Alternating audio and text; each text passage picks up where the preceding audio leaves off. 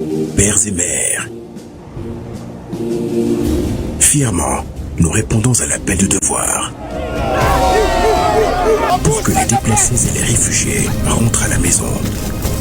Pour que nos enfants reprennent le chemin de l'école. Pour que jaillisse la lumière de la réconciliation entre les peuples, pour le Mali, pour la patrie. Cette voie, nous l'avons choisie, au prix de nos vies.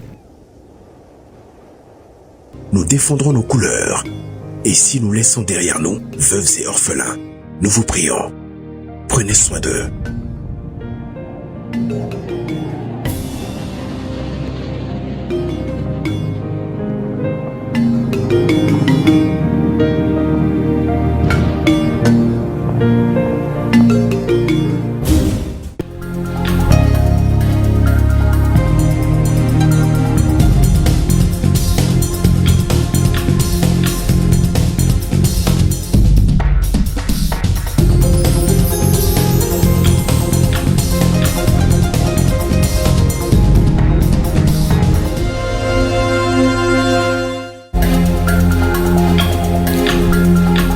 Je suis ravie de vous retrouver. Voici les titres de ce 1er décembre. Présentation au chef de l'État des conclusions des travaux des négociations et des renégociations engagées avec les sociétés minières. Le Mali va bénéficier de plus de 585 milliards de francs CFA supplémentaires par an pour les seules sociétés auditées grâce au nouveau code minier de 2023. Une étape de plus franchie dans la gouvernance de nos ressources minières. Célébrée le 1er décembre de chaque année, la journée mondiale de lutte contre le VIH-Sida au Mali a été mise sous le sceau de la promotion du financement souverain. On enregistre plus de 4000 nouvelles infections en 2025 et près de 5000 décès liés au sida. Les autorités prônent le dépistage. Mariam Kone nous fera le point de la cérémonie présidée par le secrétaire général de la présidence de la République. Retenez bien cette adresse www.envoldesAigles.ml. C'est celle de la plateforme lancée ce lundi en début d'après-midi pour servir de boussole aux fans du ballon rond pour le voyage sur le Maroc au compte de la CAN. C'est aussi le seul moyen pour postuler afin d'obtenir l'un des 150 billets mis à disposition par le ministère en charge des sports. Isaac Chenou pour les détails dans ce journal. Dans Focus Santé, on va tenter de comprendre le phénomène du stress avec Dr Suleiman Koulibaly, psychologue au CHU.G. Il nous expliquera les causes et nous donnera des astuces pour bien gérer le stress ou tout simplement s'en débarrasser. Nous retrouverons Koumba Sissi. Bienvenue si vous nous rejoignez, bonsoir. C'est l'information majeure de cette journée. Notre pays franchit une étape déterminante dans la gouvernance de ses ressources minières. Très bientôt, dans les comptes publics, plus de 585 milliards de francs CFA supplémentaires par an pour les seules sociétés auditées grâce au nouveau code minier de 2023. Cette information ressort dans les conclusions des travaux de négociation et de renégociation engagés avec les sociétés minières officiellement présenté aujourd'hui au président de la transition, le général d'armée Assimi Goïta. Ces travaux ont été menés dans le prolongement du plan d'action issu de l'audit des mines d'or en exploitation. C'est le ministère de l'économie et des finances qui a conduit la mission avec le cabinet groupement Inventus et Mazar Sénégal de Koulouba. Nous retrouvons Garibou Peru et Adama Kamara qui nous indiquent que cette cérémonie de présentation consacre une avancée significative vers une meilleure valorisation du patrimoine minier national.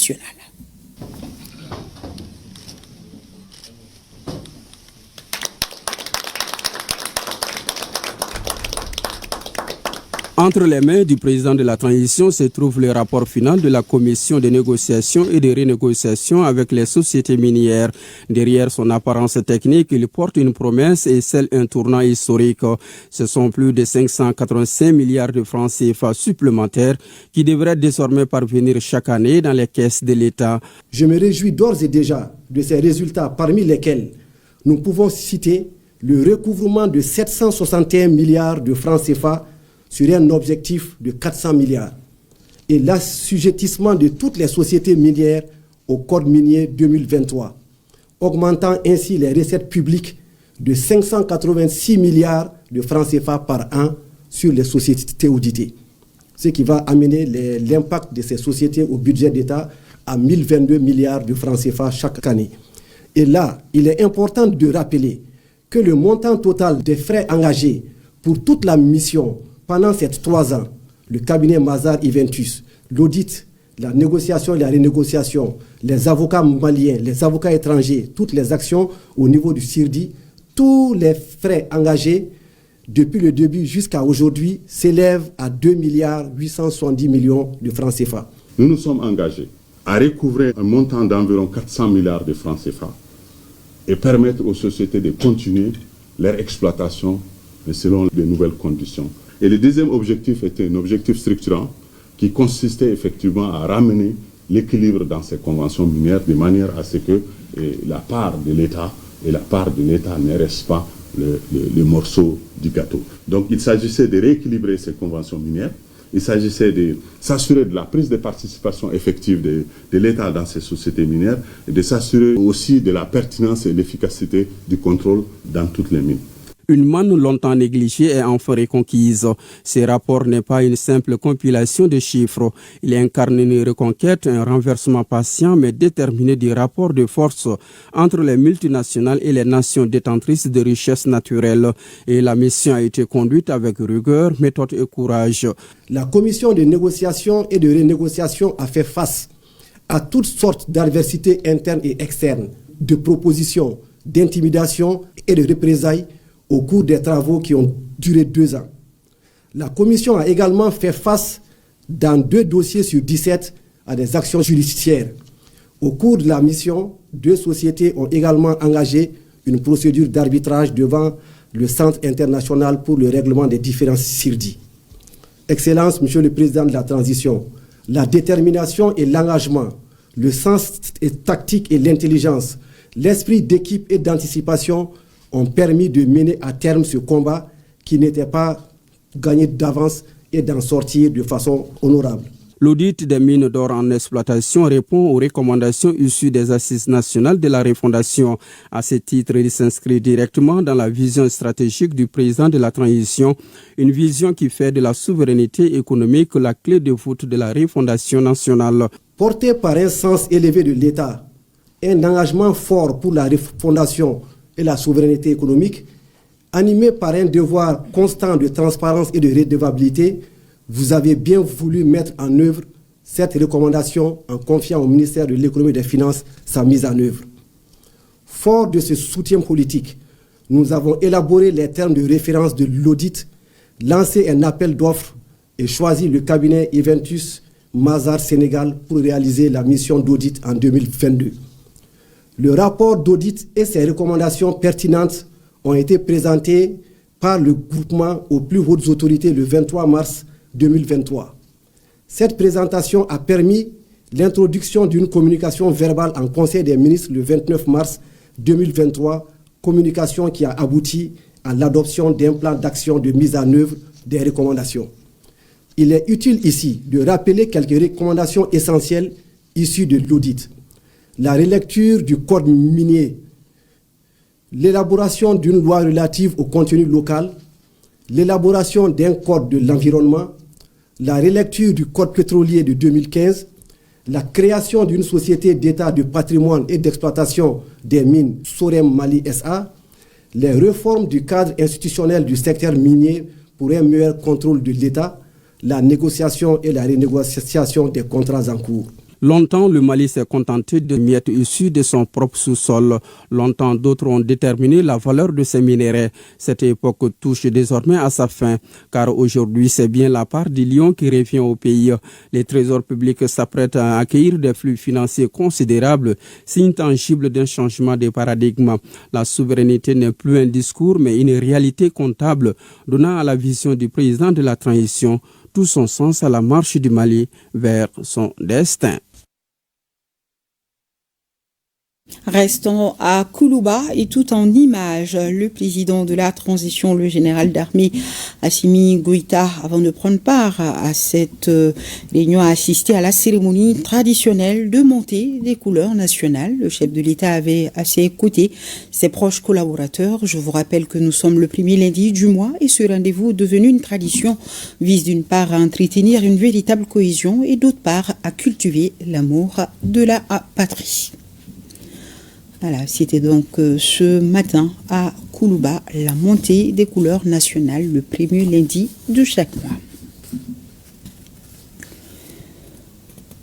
Montée des couleurs qui est devenue donc une tradition qui vise à entretenir une véritable cohésion et à cultiver bien sûr l'amour de la patrie. Le président qui était donc entouré de ses proches collaborateurs, qui était à la présidence ce matin. Ce matin donc, 1er décembre, montée des couleurs à Koulouba. Voilà. La montée des couleurs à Koulouba. Même scénario à la primature autour du chef du gouvernement. Les membres du cabinet de la primature, ceux du ministère de l'administration territoriale et de la décentralisation, le gouverneur du district de Bamako, l'agent chargé d'expédier les affaires courantes de la mairie du district de Bamako, les forces de sécurité et le personnel de la primature autour donc du chef du gouvernement ainsi que les pionniers. C'était donc ce matin également à la primature la montée des couleurs. Les membres du cabinet de la primature, ceux du ministère de l'administration territoriale et de la décentralisation, le gouverneur du district de Bamako, l'agent chargé d'expédier les affaires courantes de la mairie du district de Bamako, les forces de sécurité, le personnel de la primature. Et nous allons voir à présent cette prestation de serment à la Cour suprême au compte du bureau du vérificateur général. D'un vérificateur, il s'agit de Isiaka Sidibé, nommé vérificateur responsable de la cellule de gestion de qualité au bureau du vérificateur général. C'était en présence de sa famille, amis et proches. Le président de la Cour a rappelé au nouveau vérificateur la portée solennelle et symbolique de son serment. Le discernement est un acte d'engagement avec le peuple malien, a déclaré le président de l'audience.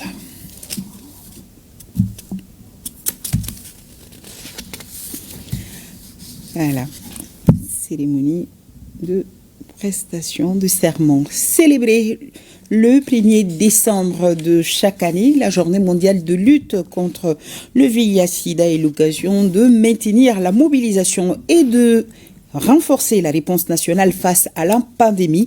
Nous allons retrouver le reportage de Mariam Kone au cours de ce journal. Voyons d'abord la 18e journée scientifique du SINAPO. Les professionnels du domaine s'y sont penchés sur les défis majeurs comme la mutuelle des pharmaciens, la gestion de l'AMO et le rôle des probiotiques dans la santé immunitaire. Mohamed Sangari. Les propriétaires des pharmacies d'officines privées, membres du SINAPO, ont répondu massivement présents pour cette 18e édition de leur journée scientifique. L'événement est devenu un moment incontournable pour la profession. Concertation avec l'APDP pour la nouvelle réglementation et trouver un consensus sur la réduction des rubriques et la diminution du montant à payer pour nos confrères. Échange avec l'administration fiscale sur les difficultés que nous rencontrons avec les agents vérificateurs. Une industrie de fabrique d'emballages pharmaceutiques biodégradables, écologiques, en papier et en sachet est déjà bien amorcée. Au cœur des discussions, des thématiques principales ont animé les panels et les échanges. Il s'agit au cours de cette conférence de faire connaître et comprendre la mutualité aux confrères pour une adhésion au concept qui est nouveau pour nous. Le second thème est sur l'amour, qui est une préoccupation majeure de notre pratique quotidienne. Les autorités et instances de régulation ont marqué leur présence lors de l'événement. L'Ordre des pharmaciens a lancé un appel solennel à l'unité et à la cohésion des acteurs du secteur. Soyez rassurés que mon département reste pleinement engagé à renforcer les mécanismes de financement et de régulation afin de consolider un partenariat fondé sur la confiance, la transparence et le respect des engagements mutuels. L'événement a été marqué par la remise de distinctions honorifiques à la ministre ainsi qu'à des officines saluées pour leur rôle auprès de la population. C'est parti pour les activités de renforcement des capacités du projet stabilisation multisectorielle des femmes et des jeunes déplacés dans le centre comme réponse région de Bandiagara. Ce projet mis en œuvre par l'école de maintien de la paix Alun Blondembe vise à renforcer les couches vulnérables de la société. Il est financé par le Japon à travers le PNUD. Mamadou Fane nous en parle. Pour répondre à la crise des déplacements internes dans le centre du pays, particulièrement dans la région de Bandiagara, le PNUD, avec l'appui financier du Japon, vient au soutien des autorités maliennes. Le lancement des projets stabilisation multisectorielle aux femmes et jeunes déplacés internes de la région de Bandiagara entend ainsi consolider les acquis réalisés et améliorer le contrat social entre l'État et les communautés grâce à la mise en place d'activités garantissant une paix durable et harmonieuse. L'EMP, l'école de maintien de la paix à London, Bamako, fidèle à sa vision stratégique, ambitionne de jouer un rôle de catalyseur des initiatives et des réflexions autour des enjeux de paix et de sécurité, tant à l'échelle mondiale qu'africaine. C'est dans cet esprit que nous avons décidé de nous engager dans ce projet aux côtés du partenaire japonais. Le Japon aspire à réaliser un environnement de la vie de qualité qui valorise chaque individu, en particulier les jeunes et les femmes, et à résoudre les problèmes sociaux par la promotion de la couverture sanitaire universelle, la promotion de l'éducation et du développement de ressources humaines et l'environnement et le renforcement de la résilience face aux catastrophes. Et dans le cadre de l'appui à la stabilisation dans la zone centre, et notamment à Bandiagara, Dandoli, Dourou, Dukumbo et Pignari-Bana, des actions concrètes ont été menées pour consolider la paix, la cohésion sociale et renforcer la présence de l'État. Parmi ces réalisations, on peut citer, sans être exhaustif, la réhabilitation de bâtiments administratifs autonomes en énergie avec des installations énergie solaire, la construction et équipement d'écoles et de centres de santé, la réalisation de forages pour l'alimentation en eau potable, l'aménagement de pistes rurales et d'ouvrages hydrauliques pour faciliter la mobilité et l'accès des populations aux services. Il s'agit à travers ce projet d'accompagner les efforts de stabilisation en mettant l'accent sur l'autonomisation et la résilience des femmes et jeunes touchés par le déplacement et les VBG. Nous sommes ici pour écouter. Nous sommes ici pour comprendre, pour affiner et veiller à ce que chaque activité prévue soit étroitement alignée sur les réalités quotidiennes des femmes et des jeunes déplacés du centre du Mali. Le gouvernement du Mali, à travers le ministère de la promotion de la femme, de l'enfant et de la famille, réaffirme son engagement total à soutenir les femmes et jeunes déplacés, renforcer l'autonomisation économique, prévenir les violences basées sur le genre et promouvoir la participation des femmes dans le processus de la paix. Le représentant du gouverneur de Bandiagara a pour sa part salué l'engagement des autorités à œuvrer pour la stabilisation de sa région. Ce projet permettra ainsi de combler les attentes des populations locales et d'amorcer le développement de la région. 5e édition des journées scientifiques de l'université Yambo-Wologem. Les panels en format hybride sont animés par d'éminents chercheurs. Ils portent sur 5 axes stratégiques: université en crise, grève, moyens alloués et quête de qualité formatrice. L'intelligence artificielle, enjeux et perspectives pour les universitaires et autres. Fanemba Keita. Les panels simultanés en cours sur les 214 notifications reçues par le comité scientifique se tiennent dans 5 salles de la cité universitaire de Kabbalah. Ils sont facilités par des éminents chercheurs venus du Mali, de la sous-région. Ces notifications, réparties entre les 5 axes stratégiques retenus, portent sur plusieurs thématiques qui sont, entre autres, université en crise, grève, moyens alloués et quête de qualité formatrice. Axe 2, l'intelligence artificielle IA, enjeux et perspectives pour les universitaires. Axe 3, le jeu des puissances, géopolitique et reconfiguration des alliances dans un monde multipolaire. Axe 4, le Sahel, Nexus, sécurité, développement, intervention internationale et perspectives endogènes. Et axe 5, une thématique libre. Pendant 2 jours, ces chercheurs venus d'ailleurs et d'ici, presque toutes les institutions supérieures d'enseignement supérieur du Mali se retrouvent ici pour partager, pour échanger les expériences, pour échanger, discuter sur les résultats de leurs travaux, les fruits de leurs réflexions pour le rayonnement de la science. L'exercice apprend aux étudiants les techniques de recherche et la prise en compte des nations en voie de développement. La mission fondamentale de l'école doctorale de mer, d'assurer la formation doctorale. Ce n'est pas un pléonasme. C'est cela fondamentalement notre mission.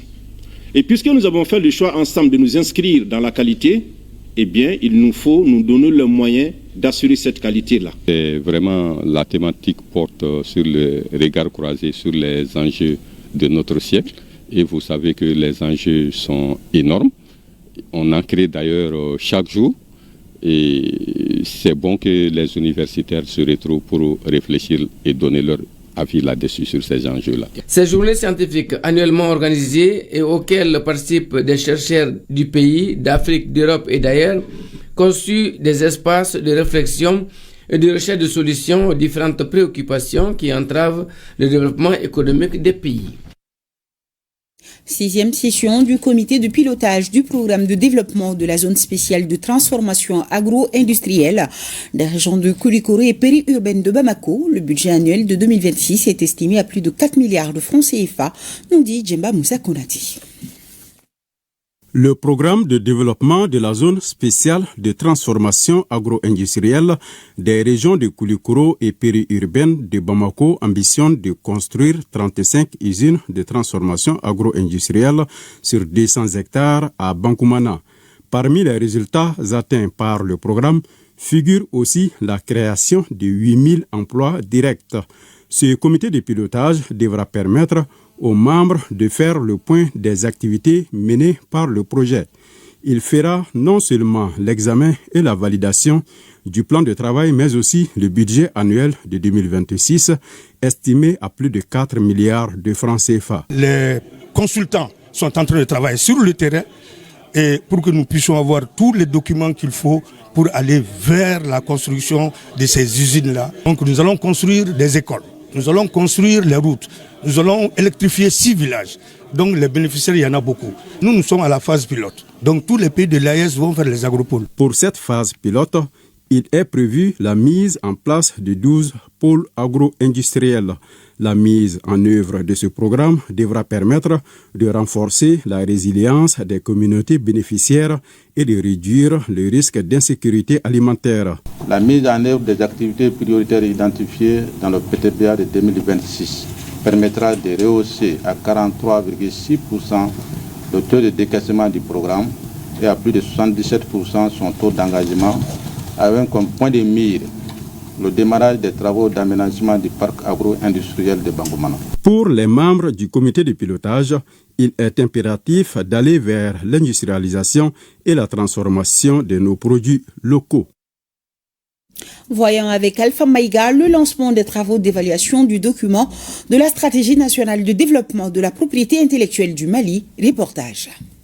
Ce sont les locaux du Centre national du patronat qui abritent le lancement des travaux d'un atelier d'évaluation.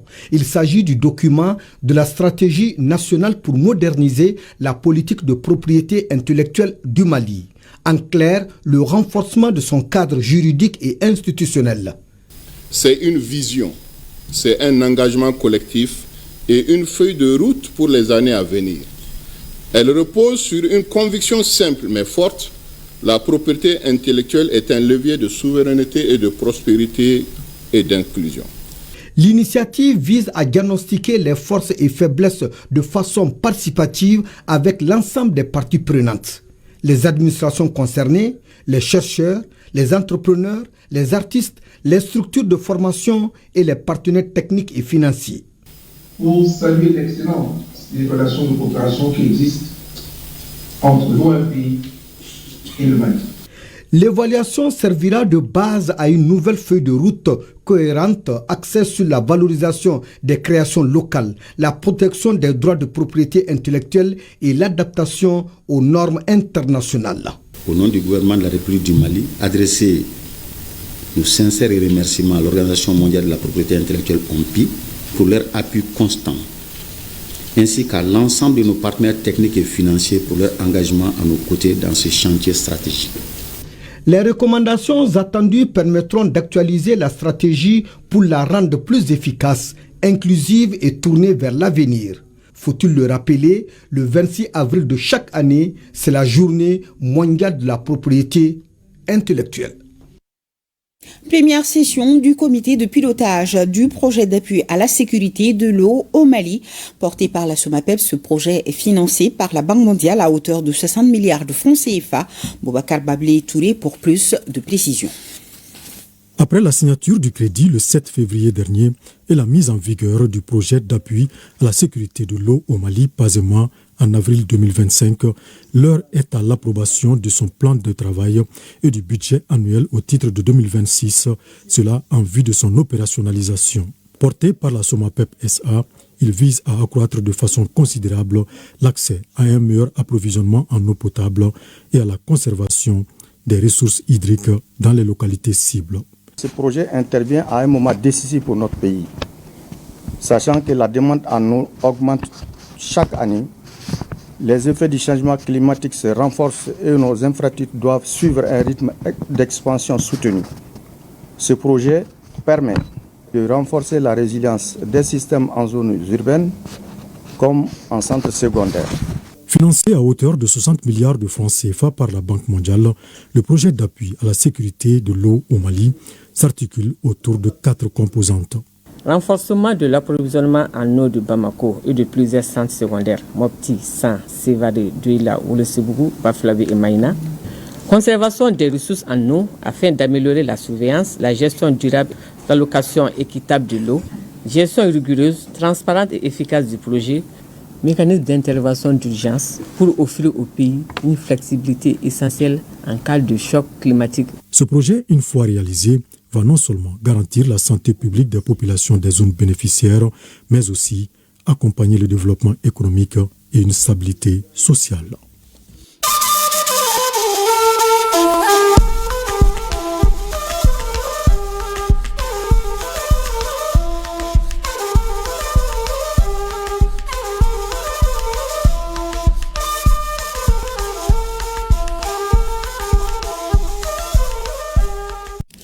Au Niger, le chef de l'État, le général d'armée Abdourahmane Tiani, rencontre les épouses des forces de défense et de sécurité, venues nombreuses exprimer d'une seule voix leur soutien ferme et déterminé aux autorités de la refondation. C'était en présence de Abdulkarim Maman Barmou pour le compte-rendu.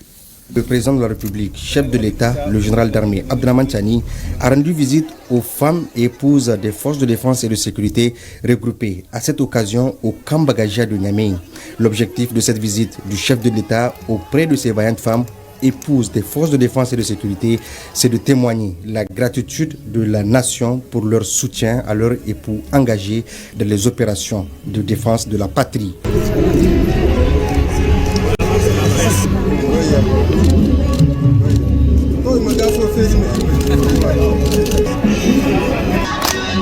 Et c'est dans une ambiance vibrante de patriotisme, de mobilisation exceptionnelle et de démonstration forte d'un Niger uni et debout à accompagner la refondation que les épouses des forces de défense et de sécurité ont réaffirmé leur engagement et leur solidarité au président de la République, chef de l'État, chef suprême des armées, le général d'armée Abdourahmane Tiani.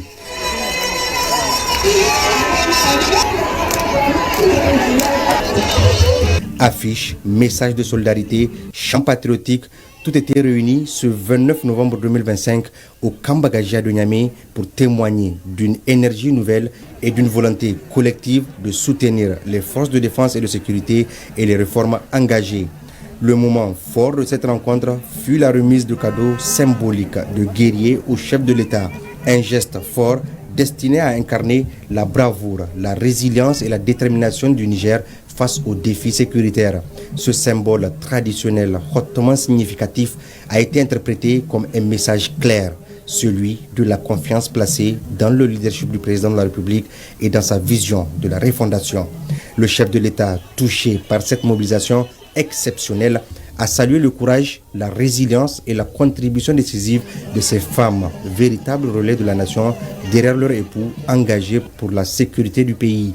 La cérémonie s'est poursuivie par une visite des stands installés pour l'occasion, exposition artisanale, présentation d'activités sociales et initiatives communautaires. Au Burkina Faso, le tournesol retrouve toute sa place dans les productions. Il se positionne comme une alternative sûre pour pallier le manque d'huile de consommation. Un regain d'intérêt donc pour sa culture, saisi par la société coopérative des producteurs céréaliers et oléagineux, une société qui a fait une campagne test cette année dont les résultats sont dans ce dossier signé Betty Bienao et Kabou Romenki. Campagne test pour la société coopérative des agriculteurs de céréales et des oléagineux Agricéole qui expérimentent la culture du tournesol à grande échelle, comme Aboudraman Sanou. Ils sont plus de 1793 producteurs dans les régions du Guirico et des Tanouya, organisés en société coopérative par Agricéole pour la culture du tournesol. Et pour cette campagne test, l'état des champs est rassurant. Presque partout, quand vous regardez vous-même, voilà, la hauteur des plantes et puis voilà, je pense que c'est satisfaisant. La production du tournesol, elle vient renforcer cette capacité de production d'huile, premièrement, et aussi elle permet aux promoteurs ou aux producteurs quand même de tournesol quand même de bénéficier doublement. Bénéficier doublement en ce sens qu'en plus de l'huile, le tournesol offre des tourteaux principalement utilisés dans l'alimentation du bétail, les capitules et les tiges pour la fabrication du compost. Le tournesol est une plante qui contribue également à la biodiversité grâce à ses grandes fleurs qui attirent de nombreux pollinisateurs comme les abeilles. Quand vous arrivez ici le matin, à partir de 6 heures, ou même avant 6 heures, vous allez voir partout, vous verrez des abeilles qui tournent partout, qui bourdonnent. Et donc, quand vous placez ces ruches à côté, ça capte les colonies d'abeilles. Voilà. Les recherches montrent que depuis 1951, le tournesol est cultivé au Burkina Faso, mais sa culture a été freinée faute de transformation à l'époque. Avec l'initiative présidentielle, notamment en son volet promotion de l'entrepreneuriat et création d'usines, les producteurs espèrent booster la transformation du tournesol, d'où un regain d'intérêt pour la culture de cette spéculation. Quand Agricéole est venu avec son projet de relance de la filière tournesol, on n'a pas hésité à vraiment les suivre et les soutenir dans cette relance-là. La vulgarisation de la culture du tournesol est soutenue par l'Institut national de l'environnement et de recherche agricole INERA, une structure qui travaille à mettre à disposition des producteurs des semences de tournesol. Le tournesol, de son nom scientifique Elianthus annus, est une plante annuelle de la famille des Astéracées. Elle est originaire de l'Amérique du Nord.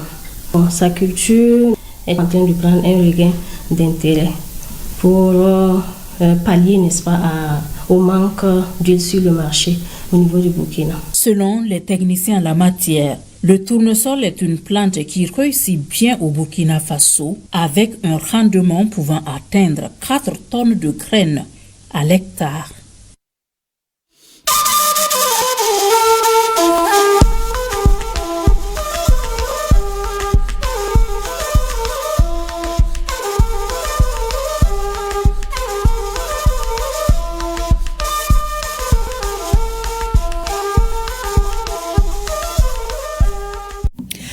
La région de San en effervescence cet après-midi pour cause à plusieurs citernes d'hydrocarbures convoyées par les FAMA sont arrivées à Santoro et Carantela pour la première fois depuis le début de la crise. Autorités et population à l'accueil des vaillants patriotes qui sont les FAMA et les chauffeurs de citernes. Parmi les 54 camions, 8 sont destinés à la région et les autres seront acheminés sur Mopti et Badiangara.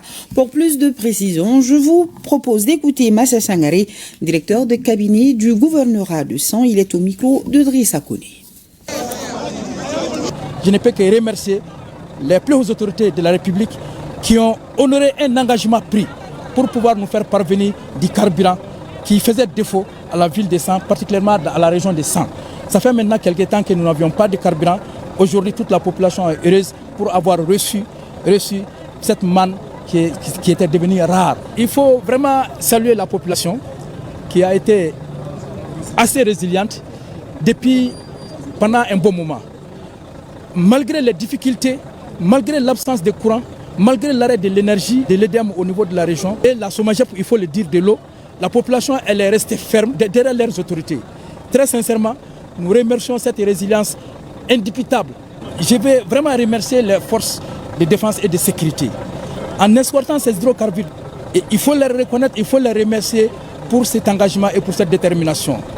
Je ne peux terminer sans vraiment remercier également les chauffeurs qui risquent ni de jour leur vie pour pouvoir conduire ces citernes afin que nos populations puissent avoir des hydrocarbures. Voilà. Plus de 475 ex-combattants des groupements d'autodéfense de Dana, Ambassagou, Donso et Peul ont déposé les armes en vue d'intégrer le programme désarmement de mobilisation réinsertion DDR dans la région de Mopti. Cette cérémonie de lancement marque une étape cruciale dans la reconquête de la paix au Mali. Mahmoud Ouedrago, Sileman Tepsuki pour le compte rendu.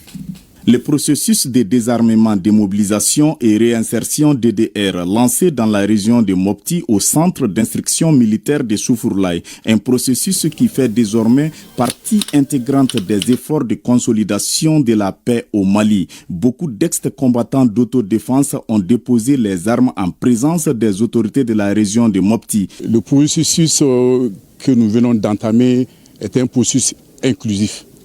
Inclusif parce que ça a été par l'initiative déjà présidentielle à travers de mettre le processus de l'accord de paix caduc et en disant déjà de réunir tous les Maliens autour vraiment du dialogue intermalien pour bâtir une paix entre Maliens, entre nous, pour qu'on se dise la vérité, qu'on parle vraiment de la paix ensemble. Première grande étape d'intégration, de réconciliation et de la stabilité qui vise à instaurer la paix et la cohésion sociale dans la région de Mopti. On a mis en place un dispositif informatique SJ, DDRI qui va s'occuper vraiment de l'environnement biométrique pour qu'on puisse avoir une base de données fiables de ceux qui vont rentrer dans le processus. Il y a un dispositif de RAVEC qui s'est intégré. Tous ceux qui vont rentrer dans ce processus-là est vraiment les cartes biométriques pour qu'ils puissent rentrer dans la base de données globale de l'État. C'est un mécanisme qui va mettre fin. C'est ça d'abord un premier aspect très important pour la région de Mopti. Donc, non seulement la violence va baisser, mais aussi les populations vont vaquer à leur occupation habituelle, assurer le va-et-vient, la sécurisation des personnes et de leurs biens, mais aussi le retour de l'administration. Voilà les impacts que le DDR va amener dans notre région. Cette intégration nationale des ex-combattants est la politique du gouvernement dans la consolidation de la paix et la lutte contre le terrorisme. La visite des tentes des démobilisés et la remise des kits et des cartes biométriques aux ex-combattants ont bouclé les travaux du lancement DDR dans la région de Mopti. Former les acteurs locaux des régions du Tombouctou et des Taoudeni sur la médiation communautaire afin qu'ils puissent mieux jouer leur partition dans la résolution des conflits. C'est l'objectif d'une session de formation initiée par l'école de maintien de la paix Alun Blondembe à Tombouctou. Najim Baba Sissé et Maouloud Tandina nous en disent plus.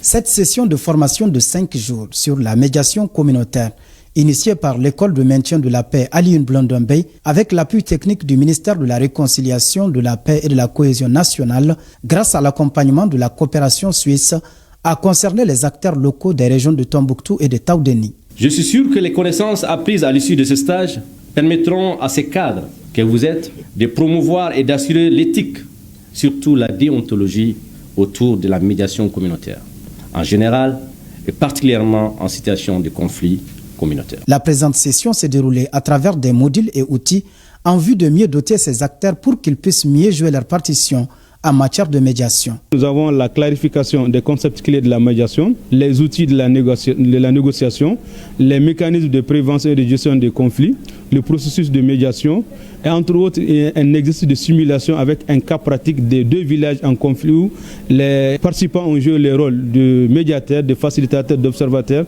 et pour aboutir à une résolution de ce conflit entre les 2 villages.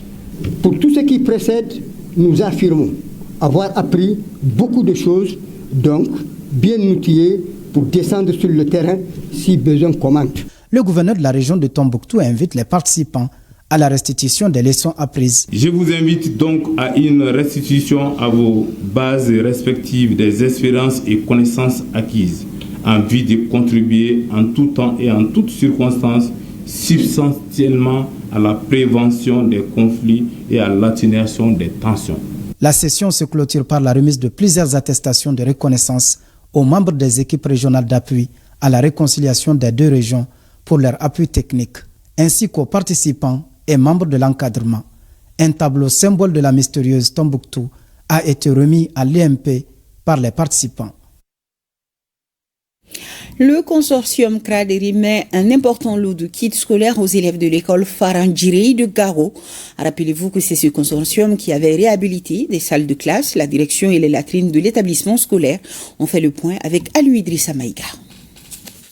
3 salles de classe, une direction et 3 blocs de 4 latrines viennent d'être réhabilités au niveau de l'école fondamentale de Farandjirei A et D. C'est un geste de l'ONG CRAD qui a distribué également des kits scolaires en faveur de 2737 élèves au niveau du même établissement. L'objectif de ces actions, c'est vraiment d'accompagner l'école et de faire en sorte que l'école soit fonctionnelle, de maintenir les enfants à l'école. Ces appuis faits en faveur de l'école de façon générale, la mise à disposition de kits en faveur des enfants spécifiquement, constitue, n'est-ce pas, des occasions pour nous, pour, n'est-ce pas, booster le fonctionnement de l'école et vraiment encourager le maintien des enfants à l'école. Nous remercions les autorités administratives, nous remercions les autorités éducatives, nous remercions les partenaires. Merci au nom de tous les bénéficiaires. Cette action s'inscrit dans le cadre du programme pluriannuel de résilience PPR2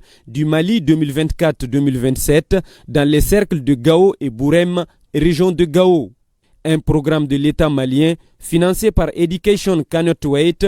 Les parents sont dans des situations difficiles, donc si on parvient à donner des kits aux enfants, ça ne fait que booster leur éducation au niveau de l'école. Il y a beaucoup de cadres et ressortissants de Gao qui ont commencé l'école par là. Donc à chaque fois que je viens dans cette école, c'est vraiment un sentiment de fierté. Et c'est pour cela que nous sommes toujours auprès de cette école. Au cours de la remise des kits scolaires, un enfant vivant avec un handicap naturel des bras a été identifié par l'ONG CRAD. Ridouane Alassane, âgé de 11 ans, fréquente la classe de 2e année fondamentale à Farandjirei. Cet enfant fait tout avec ses pieds.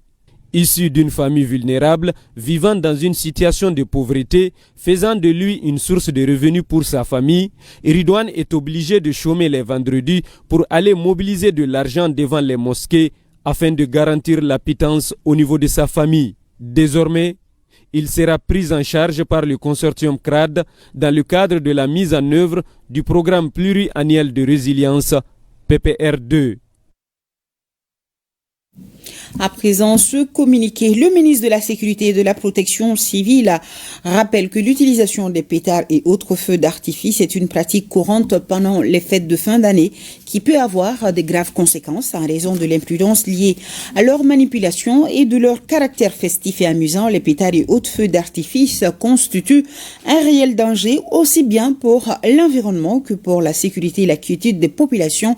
Ils peuvent provoquer des incendies et entraîner des blessures, des dégâts matériels souvent très importants, voire des pertes en vies humaines. Le ministre de la Sécurité et de la Protection civile souligne que l'utilisation, la vente et la détention des pétards et autres feux d'artifice sont formellement interdites sur toute l'étendue du territoire national.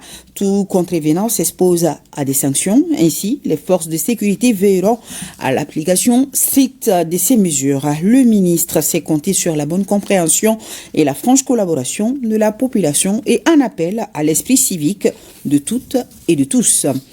Talk, c'est le nouveau concept élaboré par Vortex Association en vue d'instaurer le partage d'expériences intergénérationnelles avec des personnes ressources. L'initiative vient de démarrer avec l'artiste comédienne Dr Fatoumata Coulibaly, dite FC, un modèle dans le domaine de l'art et de la culture. Mariam Coulibaly était sur place.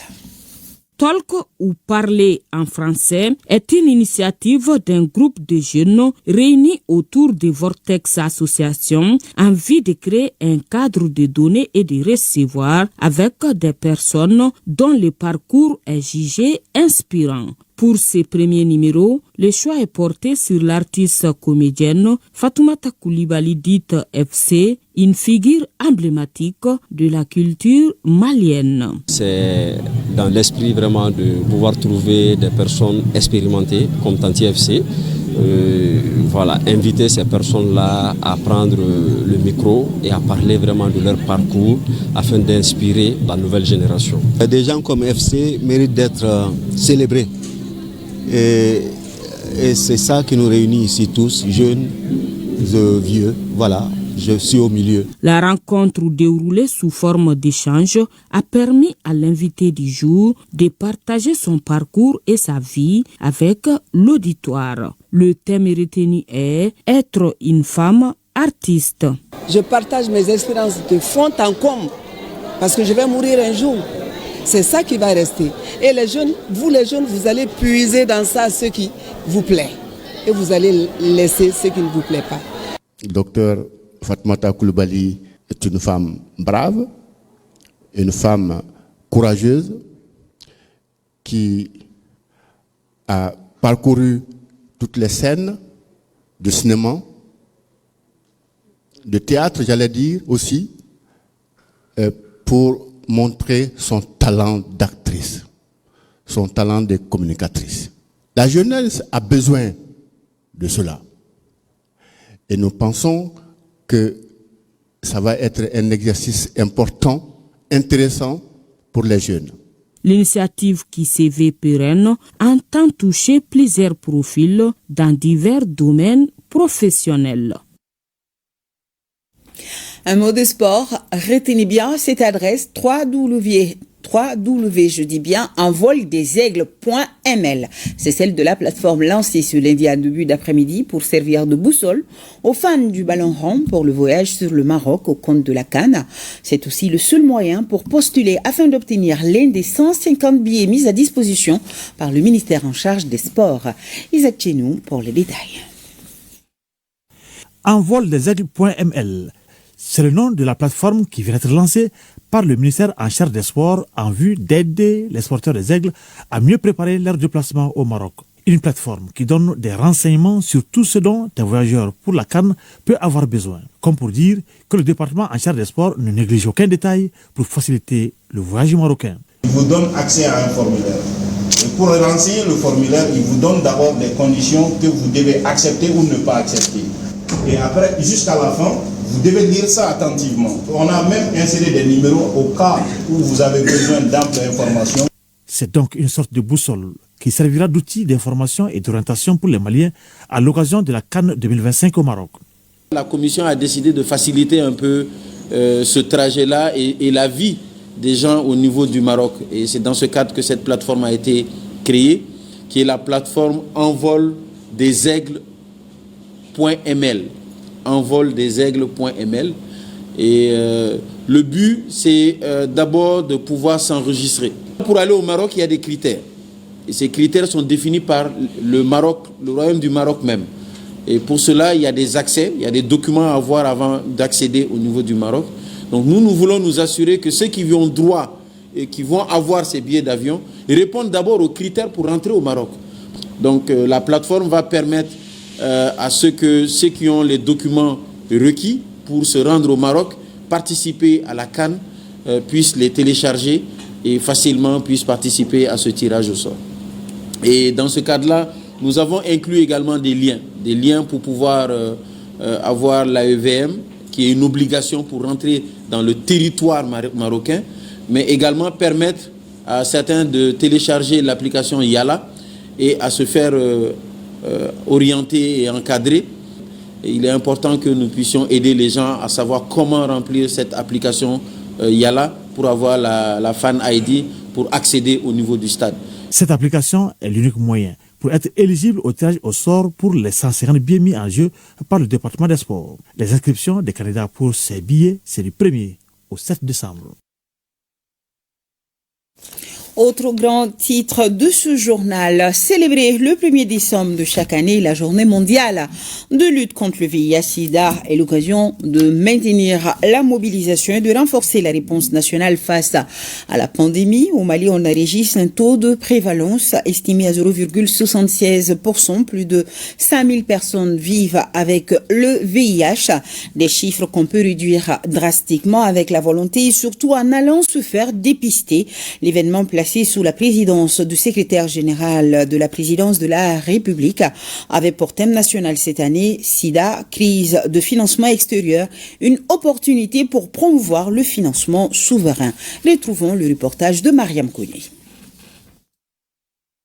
Au Centre international des conférences de Bamako, ce 1er décembre, la mobilisation est forte. Une journée pour rappeler que le VIH n'a pas disparu et que la prévention reste l'arme la plus efficace.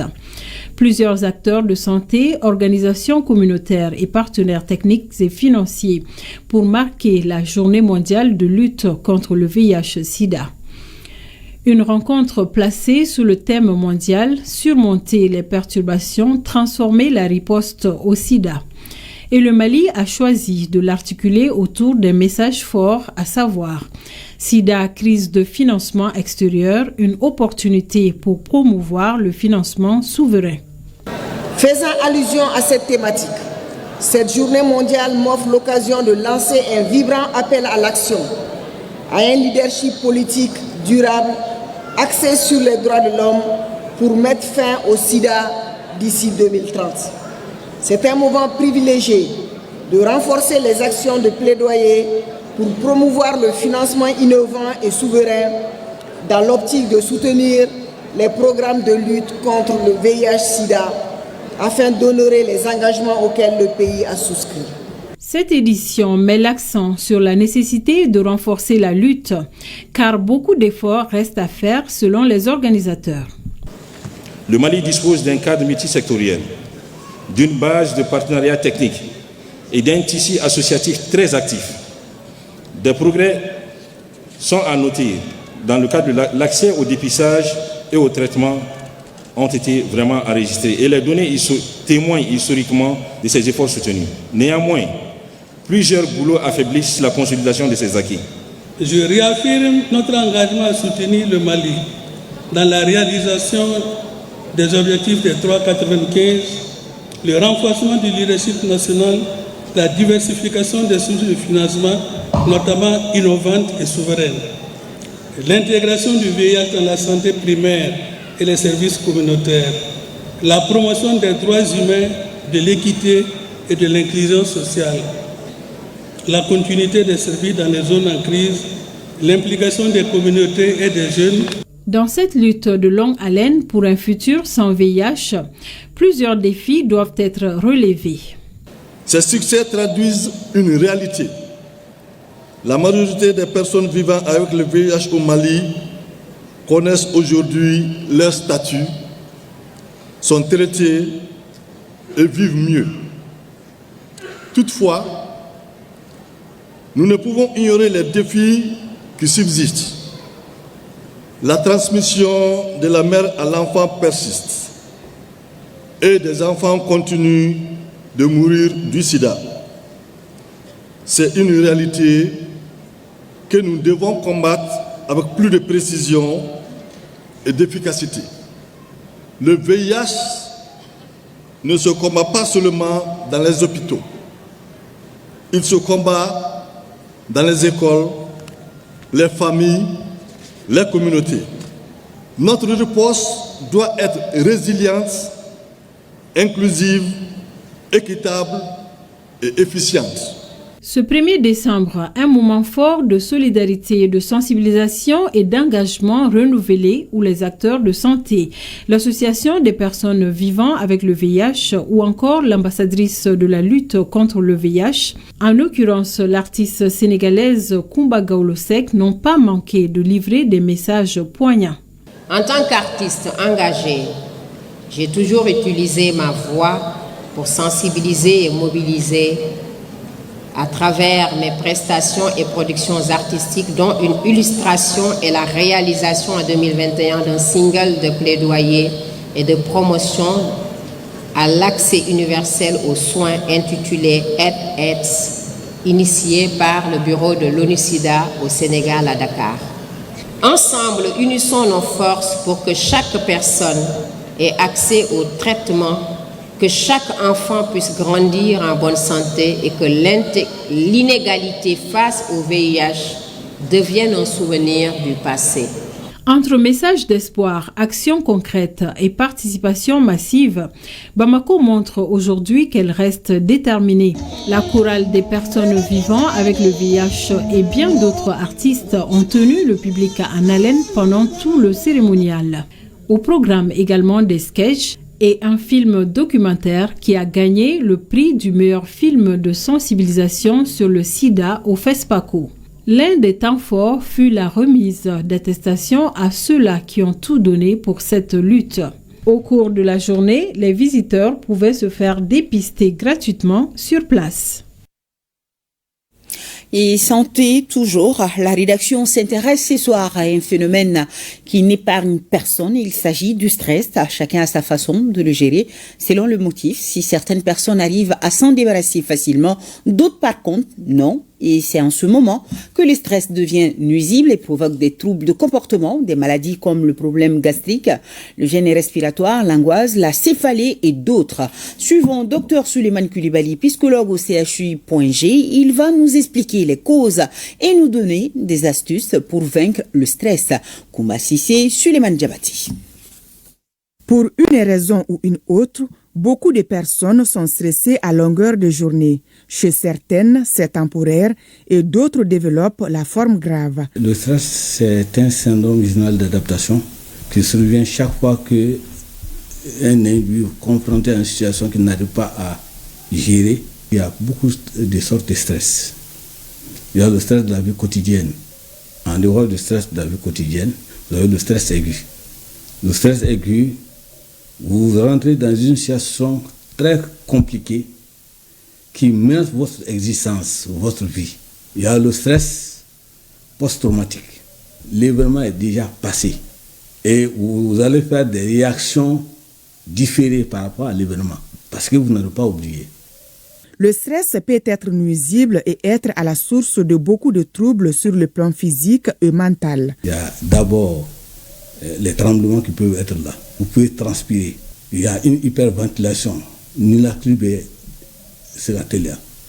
peut y avoir également une hypersudation.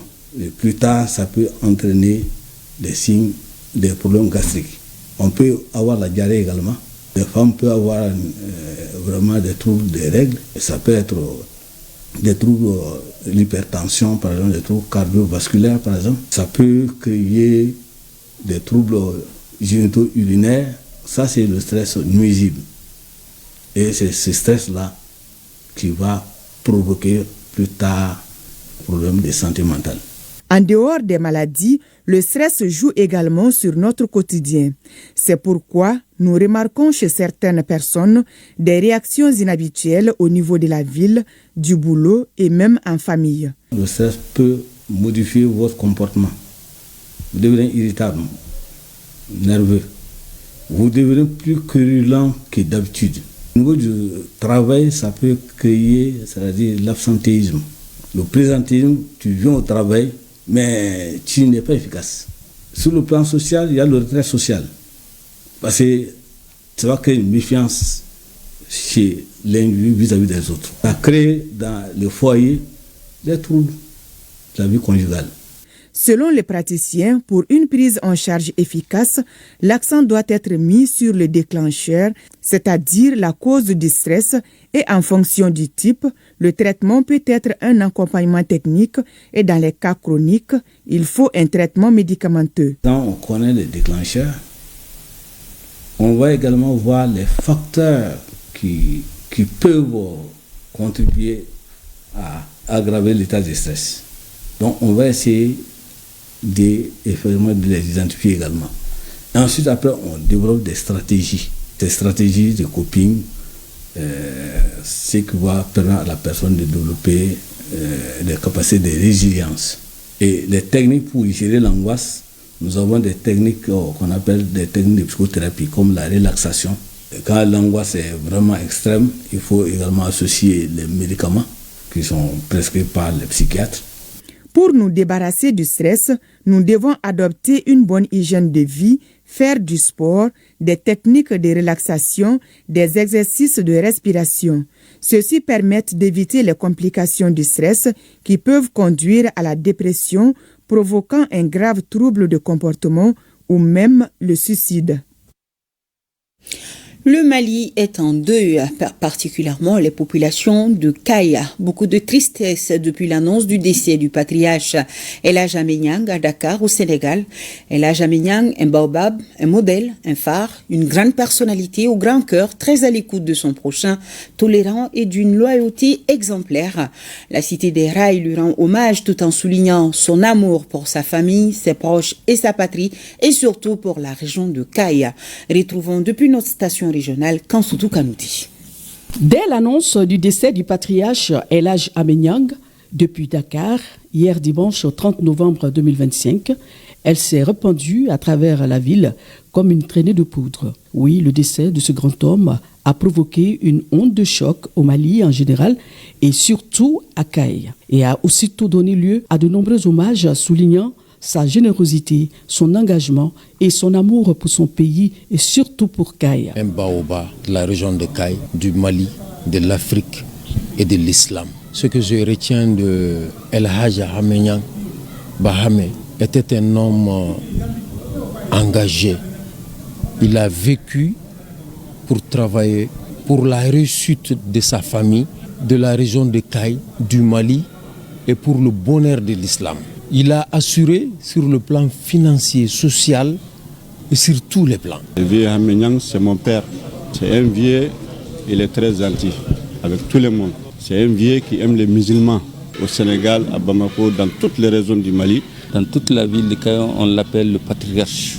El Hadj Amenyang est une référence. C'est une référence de bonté. C'est une référence historique. Nous, de la famille Amenyang, Bokar Niane, nous avons perdu un grand homme, comme tout le Mali d'ailleurs. Mais il nous a légué plus que les richesses matérielles, financières, immobilières. Il nous a légué des richesses immatérielles qui peuvent servir de viatique à toute la famille Niane et à tout le Mali. El Hadj Amenyang est un exemple de bonté, un exemple de générosité. Amenyang, nous nous sommes connus à l'école régionale de Kaya. Nous faisions la même classe. De 1934, et j'ai toujours réservé de bonnes relations avec Amenyang. Quand j'ai appris hier son décès, j'étais très peiné. Il est le seul camarade promotionnel qui me reste. Le seul. Les obsèques du patriarche El Hadj Amenyang sont prévues ce vendredi, juste après la prière. Que son âme repose en paix. Amen. C'est la fin de ce journal. Merci à vous tous qui nous suivez à travers le monde, particulièrement nos téléspectateurs de Kaya. Bonsoir.